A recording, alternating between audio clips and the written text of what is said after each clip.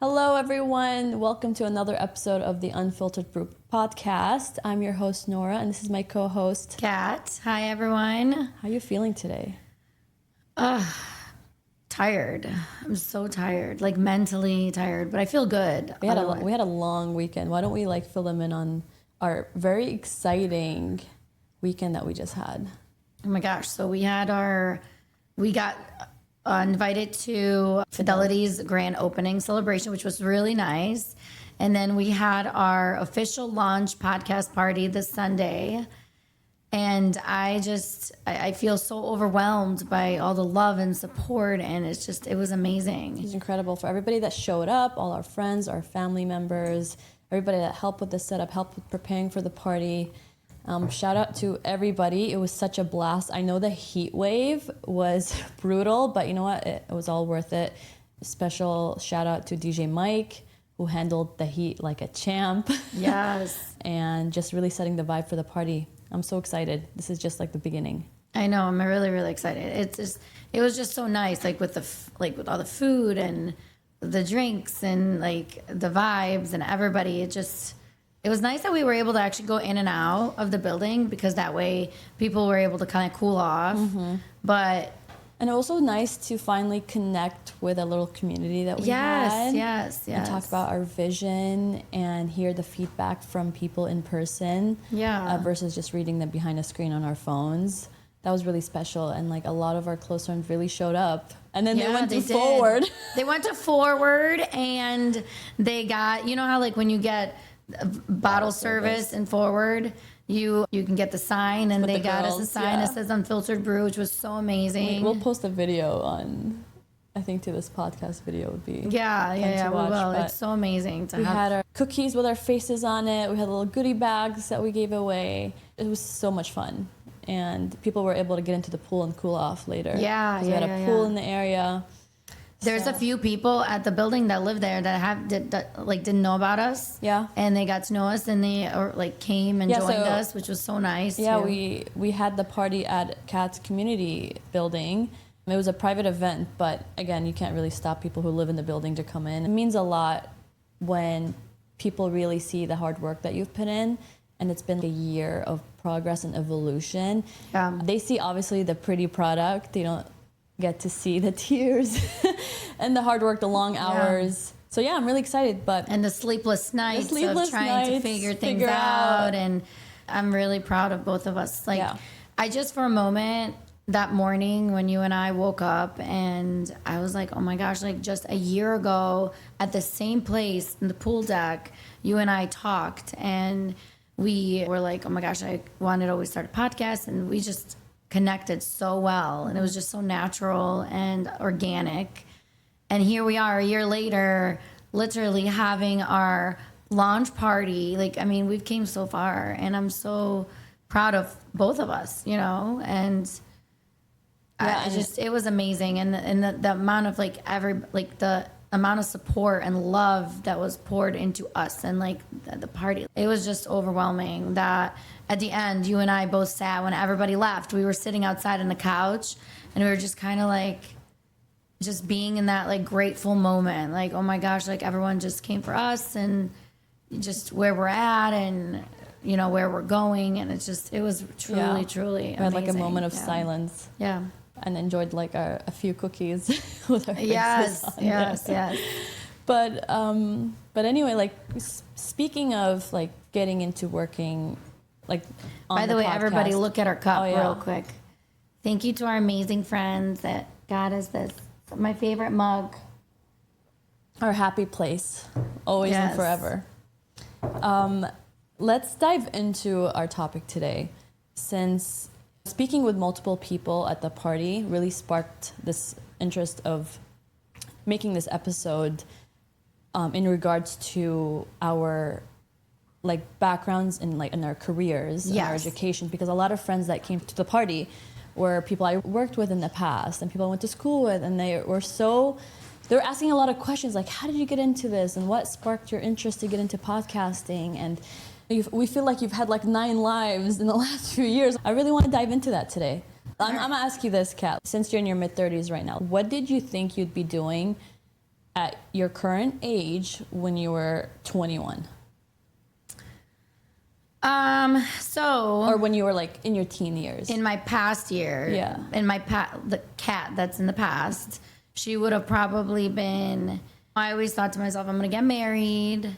I'm going to finish nursing school and I'm going to have kids all by the time I was 30.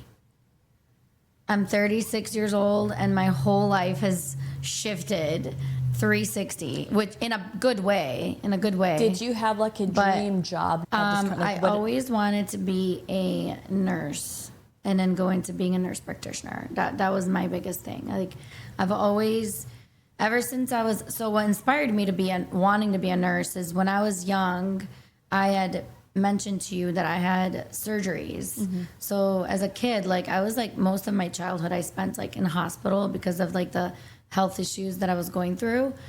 And, you know, there was this one nurse that when I had my right kidney taken out, just so everyone knows, I did have my right kidney taken out.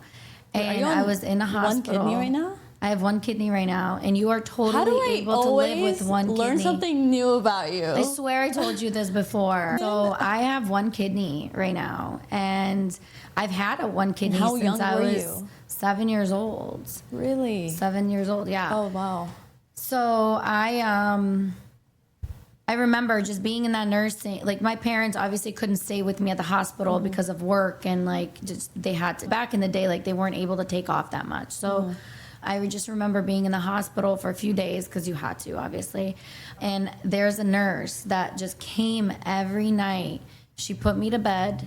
She literally read me a book. She would hug me and be so compassionate and loving, and I was like, I want to do that. Like I want to make people feel good about themselves, and like I want to make people feel loved and cared for, and I want to be the nurturer. Like I want to do that. And I've always so I had two dream jobs. Either I was going to go into acting, like I told you before, and like the podcast and all that, or I was going to be a nurse. And it seems like the nurse was like the nurse was the safest, right? And the most like stable and secure job. So I went and I pursued that. I graduated nursing school, but I did not take my NCLEX because I actually tried and I failed and I got discouraged. But in the process of all of that, I was bartending at Billy's Martini Bar.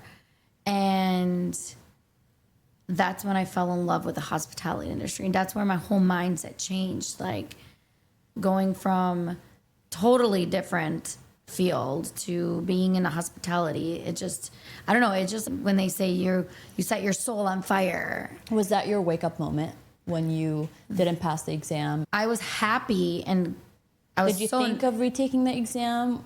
I did, but I was like so focused on the hospitality industry that it just kind of like blew that away a little bit, like naturally. I don't know. I just love being in the hospitality industry.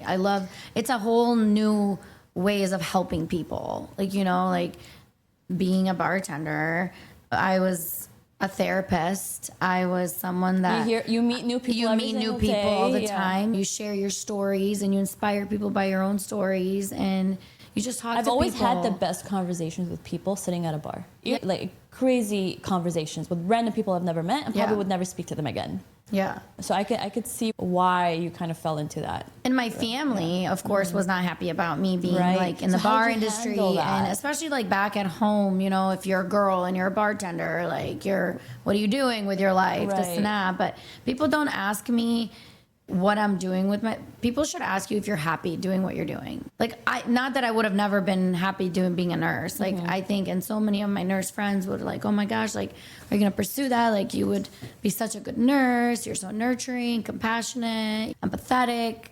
And I don't know. Like I just thought to myself, whenever I was like, this is what makes me happy. And I love being in the hospitality industry. I think like also being Middle Eastern, you're Eastern European, it comes with the societal pressure to pursue a certain degree or education. I'll speak for myself and my experience. It was, and mind you, I loved school. I loved the sciences. Again, like I said in the last episode, I didn't pursue the entertainment world because that was just meant to be a hobby. That's how I grew up. And it was something that we saw on TV. It was like, we couldn't reach that. It was beyond what I could ever imagine to follow. Yes. So like with my family, and I know a lot of people can relate to this. I grew up in Kuwait, went to high school there, graduated, and then they were like, okay, you're going to go to the States to pursue a college degree. So, you know, you should probably think about doing med school, law school, or engineering. I don't even think engineering was honestly like an option. And I wanted to do architecture, believe it or not. Really? Yep. I think you would be a really good architect. I applied for Kent State University. They were the only, so I had to come to Cleveland because I had family here and my brother lived here. So I moved in with him and I applied to go to Kent State University. It was the only local university that offered an architectural engineering program locally, like in Northeast Ohio. And I got accepted and I was so excited. And I applied to different schools. I applied to Cleveland State, Case Western, Akron. I got accepted to all four, but I really wanted to go to Kent. And I also applied to Ohio State. And so I tried to keep my options open, but my family was really determined that I either go to, like if I was going to be an architect, I might as well be an engineer. Yeah. I remember I went through like a really dark phase because I did 2 years of community college while I was trying to figure out where I wanted to go. And then I had somebody in my family who like took me to the dean in Cleveland to talk about transferring my classes there. And then guess what? Nothing transferred because all of my classes were transferable for the School of Architecture at Kent State. Oh no. So I lost 19 credits. Oh my God. If like going to Cleveland State. I remember crying in the dean's office. And my uncle who was with me at the time, he was my legal guardian because I moved here when I was actually 17. So he was like basically a second father figure. Yeah. And he went to Kent State. He's like, why would you want to go to Kent State? Like Cleveland State is a great school. It's closer to your house. You don't have to drive like a long distance because Kent State was like a 15-minute drive versus just like a 25, 30-minute drive. And I was young and I settled. I was like, okay, like I guess I'll go to Cleveland State. And it is going to blow your mind even more. I signed up to be in the electrical engineering school. Oh my gosh. So I was pursuing an electrical engineering degree at Cleveland State for a semester. Halfway through the semester, I swear to God, I was the only female in the class. Not that that mattered, but I was the only female student. I was introverted, Middle Eastern. I was surrounded by really intelligent. I mean, people who get into electrical engineering schools are introverted, and here you are in a podcast. Who is she? Who is she? Who is she? And I remember I dropped out halfway through the semester because I just couldn't do it. I dropped out and I re-registered for the following semester. I'm like, okay, if I couldn't do electrical engineers, I'll try out chemical engineering because then I can move back to Kuwait and pursue the oil refinery industry. This was my plan. This was my game plan. I kind of like, okay, I'll move back to Kuwait. I'll be with my family. I was just like, this is the path I'm on. I might as well just go with it. I just spent 2.5 years at a community college. I lost 20 credits. Like I'm behind. Yeah. And I felt really insecure about it. And on top of all that, I felt really lonely. I didn't have a lot of friends. I really didn't. And then Kredika, shout out to Kredika. She came on Sunday. She's like, Nora, I remember you. Like we met through my chemical engineering intro class because I needed help. Yeah. I needed somebody to help me because I was essentially failing. I was going through a really rough patch in my life, and she offered to tutor me, and we would meet in the library. She would really help me study. And she's became one of my closest, honestly, OG best friends. We've worked together after college, but she's like, I remember you walking into a class with your big scarf in the middle of winter. You would sit in the back of the class and not talk to anybody. I'm like, that was literally me. That introverted girl with a glass. I can't see that. Yeah. I can't see that. I would sit in the back of the class. Wouldn't talk to a single soul. I was so insecure. I didn't have communication skills. I didn't know how to be social. I didn't go out in college. I didn't party. It was me and my books and the computer lab at school. But that's nice though. Yeah. That's amazing. Honestly, it shaped like a lot of my who there's I am. Nothing wrong with that. No, there's nothing wrong with that. But and then it just goes to show like you're never on one path. Don't let people, or just because you failed at one thing. Guys, I switched degrees so many different times, like from architecture to electrical engineering to chemical engineering. Me too. To working in pharma. Like it was all over the place. And I was never on just one path. But the thing is, growing up, schools make us believe that we're only meant to be on a single path in life. It's unfortunate. Yeah, you don't have to go to school to do things that you love. Yeah. I mean, we're a good example. Like, you know, you were an engineer, and I graduated nursing school, and here I am running a restaurant now, you know, and here you are, we're doing the podcast and your marketing and your event, you know, party planning, like. And slash personal trainer slash personal trainer, yoga teacher. I mean, you are a woman with many talents. Thank you. You are a woman with many talents, my friend. So, I wanted to ask you, how did you deal with the guilt and fear of changing and pivoting away from that career? I still feel it every day. I still feel guilt. It's a process. I've been on a healing journey. It's not over yet. Leaving a career that a career that shaped the way I am today. I'm forever grateful for my first experience after college. I worked at a pharmaceutical startup. I started as just an associate engineer. Okay. And I worked my way up around the company for 6 years. And the person that walked in through the company doors the first time is not the same person that left through those doors the last day I had on site. Completely shaped the way I operate today. It taught me leadership skills. More importantly, it taught me communication skills. Taught me how to be personable. I built lots of friendships and relationships, like colleague relationships. It was my family. I would see them every day. From 8 to 5, sometimes longer, sometimes weekends. Working in that like really rigorous, highly regulated space has taught me how to be so structured. And this is why I'm very... and I love that about you. Like... Very like on point, organized, structured. I remember when I left the company after 6 or 7 years, I was sad and I didn't know what was the next step in life. I really didn't. I left abruptly. I was burnt out and I wanted, deep inside of me, like I wanted to tap into my creative side. I wanted to tap into what is out there beyond my comfort zone. I was very comfortable.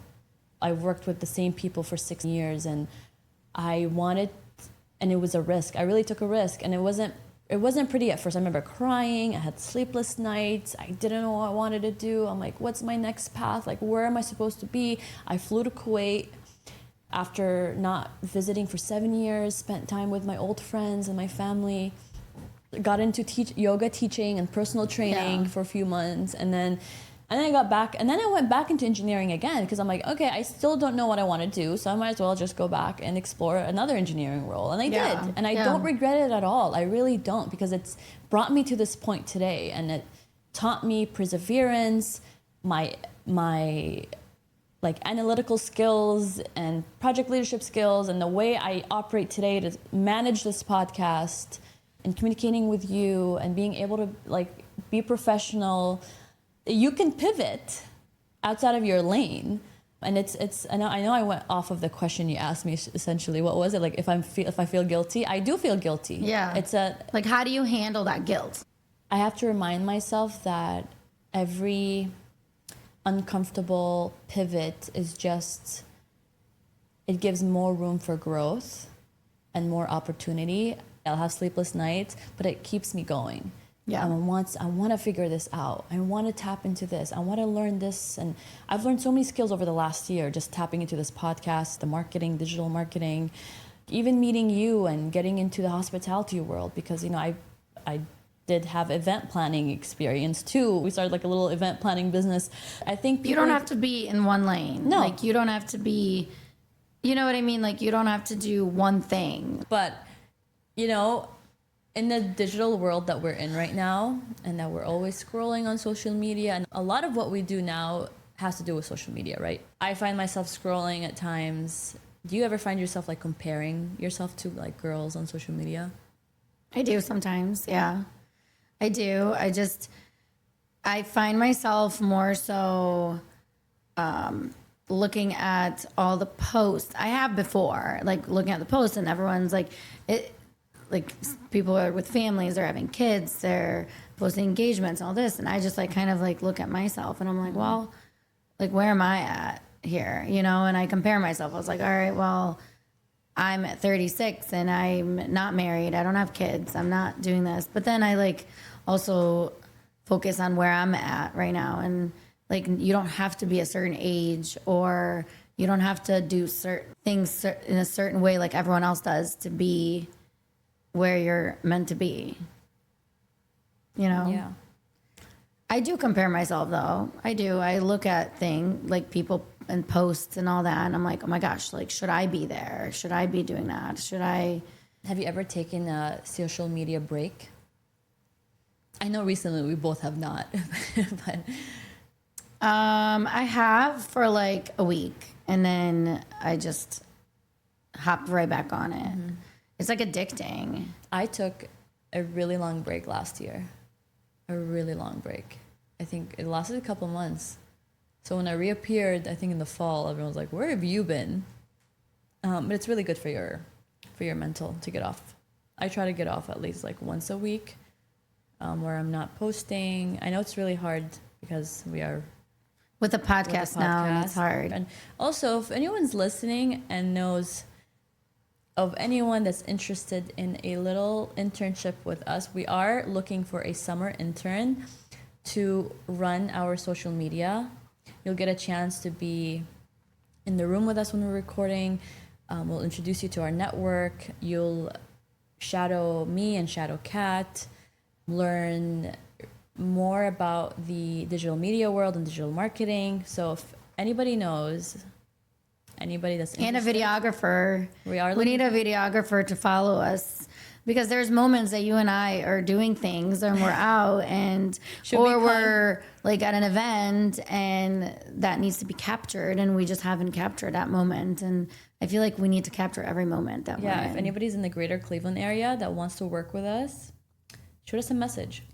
We're in the market for a summer intern, somebody who would handle our accounts, YouTube, that includes YouTube, Spotify, Apple, TikTok, and Instagram.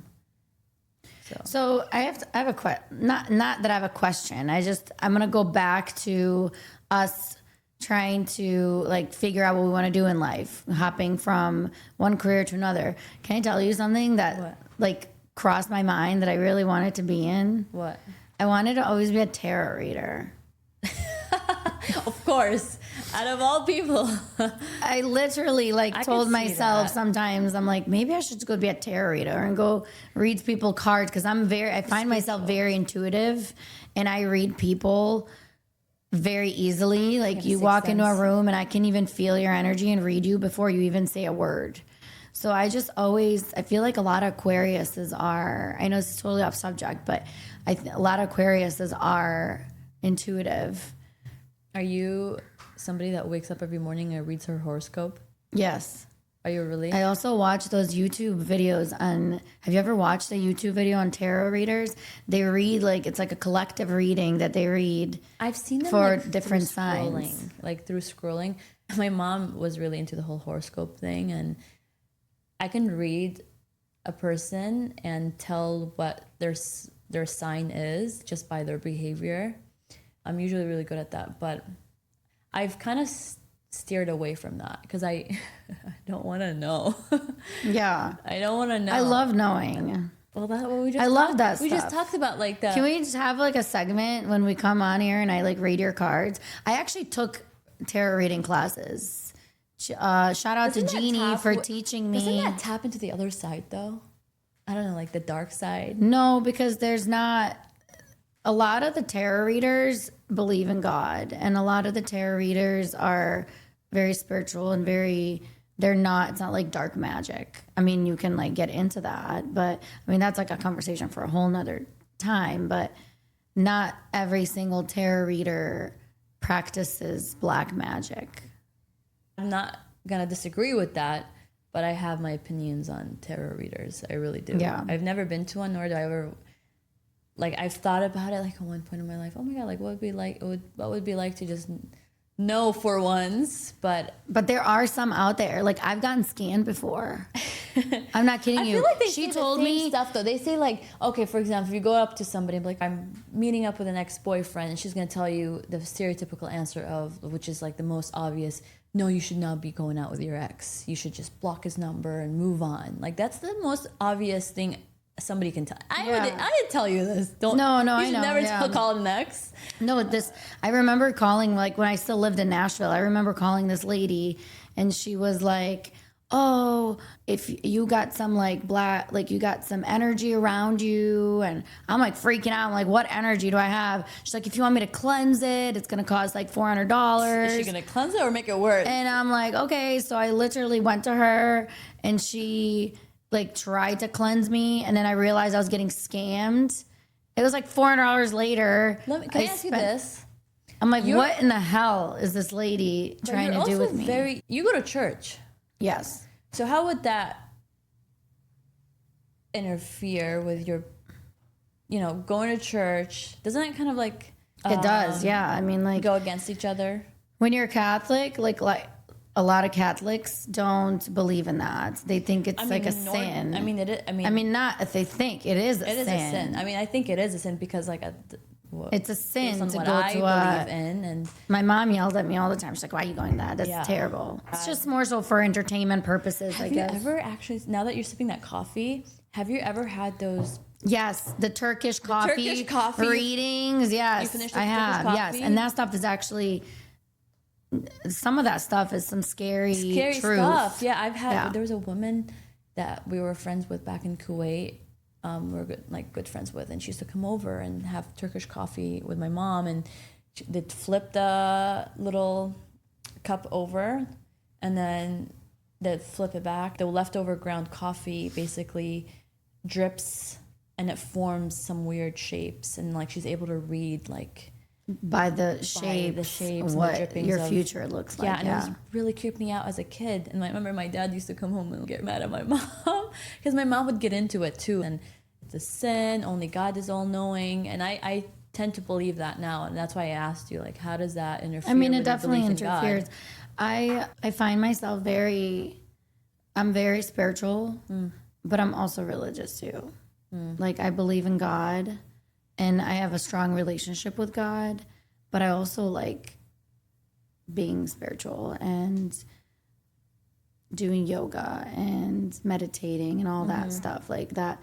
A lot of, like, my mom thought that, like, when I started doing yoga, she's just like, why are you doing that? Like, I guess that's against, I don't even understand the whole thing. I really don't. So I don't want to get too into that because I won't know fully the right answer to what is right and what's wrong. It's how you practice yoga. Also, but yoga can be... I'm happy with being spiritual. Yeah. And meditating and crystal healing and Reiki. I love all that. Mm-hmm. Yeah. Even though I was a yoga teacher, but I practice yoga to soothe mental clarity and also help the body with flexibility and injuries. I didn't really see it as like a spiritual outlet, but it did calm me. I love practicing meditating. I mean, meditation can come in all forms and shapes. Like the act of worship, the act of praying is a meditation in itself. So sitting with yourself and getting grounded and setting your attention for the day, I don't think there's anything wrong with that, Yeah. Maybe one of your tarot readers should come on here. Oh my God, seriously, can we? And then she can give us readings. For me, though. Oh my gosh, I know a really good one too.